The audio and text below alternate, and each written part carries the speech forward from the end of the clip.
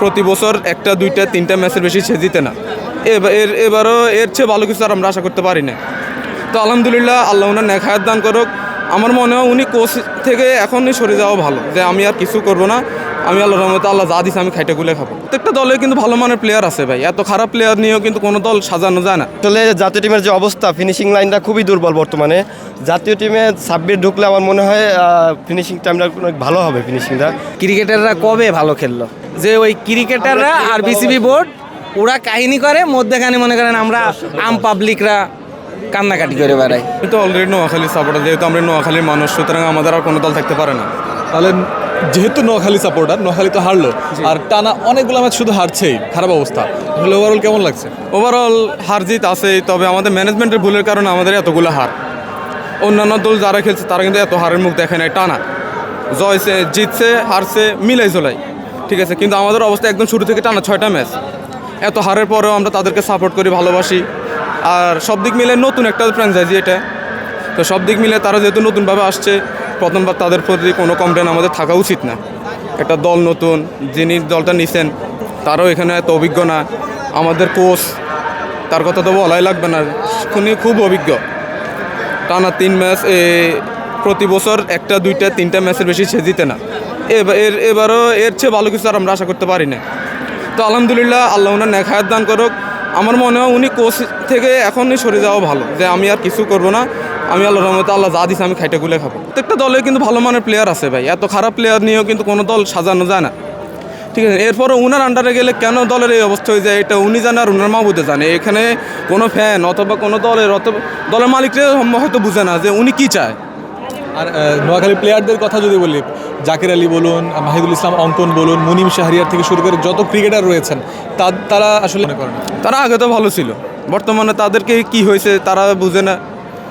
আর মুনিম শাহরিয়ার যখন তার বিপিএল অভিষেক হয়, আলহামদুলিল্লাহ সে পাওয়ার প্লের ভিতরে 50 করতো, তাকে নিয়ে আমরা অনেক আশা ভরসা করছি সে বাংলাদেশকে একটা কিছু উপহার দিবে।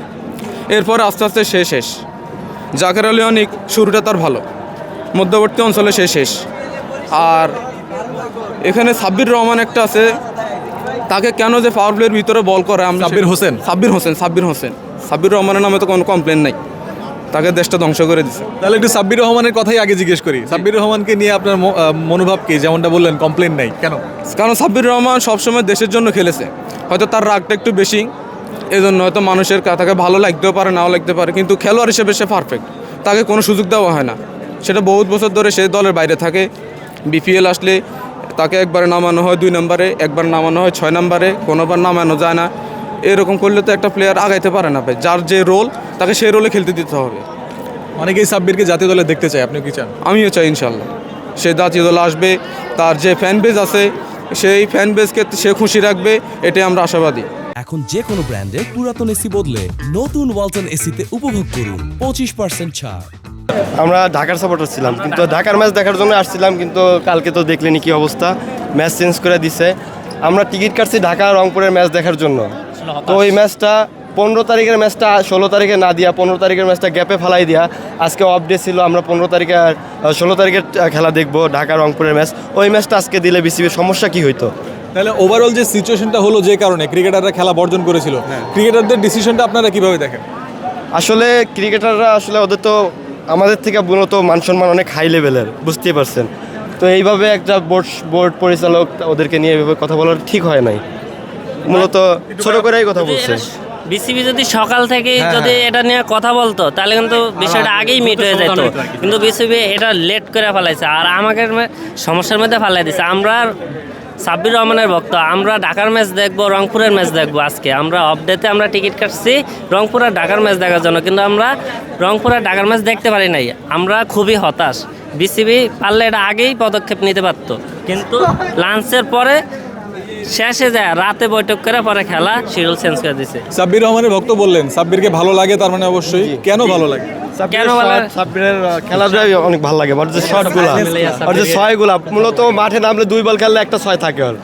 এই কারণে আরো ভালো লাগে। ব্যাটার আমরা চাই ও- খুব দ্রুত ও ষাটে বলছিল যে 3-4 বল খেলে 2-1টা করে 6 থাকবে, কিন্তু ওর কথা ও রাখছে। কিন্তু কিন্তু 6 নম্বরে 7 নম্বরে নামাইতেছে ঢাকা, এটা ঠিক না। আর একটু আগায় নিয়ে আসতে হবে। সাব্বিরকে অনেকেই জাতীয় দলে দেখতে চায়, হয়তো আপনারাও চান। তো আপনাদের চাওয়াটা কি আসলে বলবেন যদি? আসলে জাতীয় টিমের যে অবস্থা, ফিনিশিং লাইনটা খুবই দুর্বল বর্তমানে। জাতীয় টিমে সাব্বির ঢুকলে আমার মনে হয় ফিনিশিং টাইমটা অনেক ভালো হবে। ফিনিশিংটা মনে করেন সাব্বির যদি 10 বল লাস্টে খেলতে পারে, 10 বলে আমার বিশ্বাস সাব্বির রহমান 30 থেকে 35 রান আইনে দিতে পারবে ফিনিশিং। সবথেকে বড় সমস্যা কি জানেন? সবথেকে বড় সমস্যা হচ্ছে বিসিবিটা জীবনে ঠিক হইলো না। ওইটা ঠিক হইলে প্লেয়াররাও ঠিকঠাক খেলা খেলে, সবই টাইম মতো চলে। এদের কাহিনীর জন্য ভোগান্তিতে পড়া লাগে আমাদের মতো যারা দর্শক। তাহলে ওই যে বিসিবির যে পরিচালক নিয়ে এত কথা হচ্ছে, সেই পরিচালক যে মন্তব্য করেছে ক্রিকেটারদের সম্পর্কে হয়তো জানেন, তা সেটা আসলে কেমন? আসলে ওনার কথা একেবারে ফেলে দেওয়া যাবে না। ক্রিকেটাররা কবে ভালো খেললো? ওরা এক ম্যাচ ভালো খেললে 10 ম্যাচ ওরা মনে করেন যে খালি ডাকেই থাকে।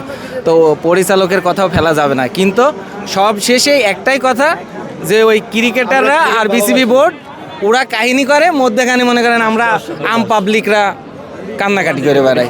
আপনাকে এই বিষয়ে আরেকটা জিজ্ঞেস করি। গতকাল এই বিষয়টা যে দর্শকরা গালি দেয়, আপনারাও কি দেন নাকি? না, গালি দেওয়া আসলে আপনার একটা ফেভারিট প্লেয়ার বা বাংলাদেশ ক্রিকেটকে যে ভালোবাসে, সে যদি খারাপ খেলে তো এমনিতেই খারাপ লাগে। সংসারে আমরা যেমন 4টা ভাই আমাদের বাবার, তো এক এক ভাই এক এক রকম। তো যেই ছেলেটা ভালো সবসময়ই করে, আমার বড় ভাই যে ভালো সবসময়, তাকে তো ভালোই কয়। আর আমারে খাওয়ার সময় তো আমারে গুতা দিতেই থাকবে। তো যেই গরু দুধ দেয় তার লাথি খাওয়াটাও স্বাভাবিক। তো এইরকম হবে। সাপোর্টার আপনারা?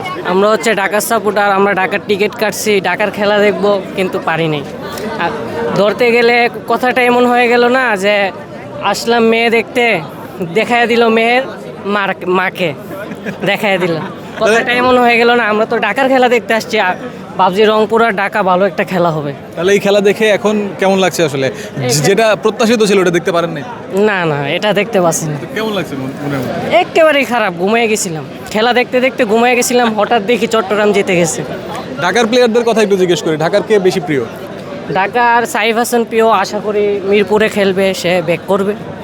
আর সাব্বির রহমান, শামীম পাটোয়ারি এরাও রয়েছেন। এদের মধ্যে সাইফ হাসানকে একটু বেশি ভালো লাগে। সাইফের কথা যদি জিজ্ঞেস করি, লাস্ট 2টা ম্যাচেই তো সাইফ 0 রানে আউট হয়েছেন। তার আগে রানে আসছে না খুব একটা ব্যাটে। একটা মাঠে, ওই মাঠে ও খুব খারাপ খেলতেছে। তো আশা করা যায় মিরপুরে অনেক ভালো খেলবে। আমরা এই আশা প্রত্যাশা নিয়ে আসছি। সাইফ হাসান তো ন্যাশনাল টিমের ভাইস ক্যাপ্টেন, জাতীয় দলে তার কাছে কি আশা করেন? সাইফ হাসান খুবই ভালো খেলে, তবে হয়তোবা সিলেটের সাথে সে মানায় নিতে পারতেছে না। সিলেটে মনে হয় সে একটু কমই খেলছে।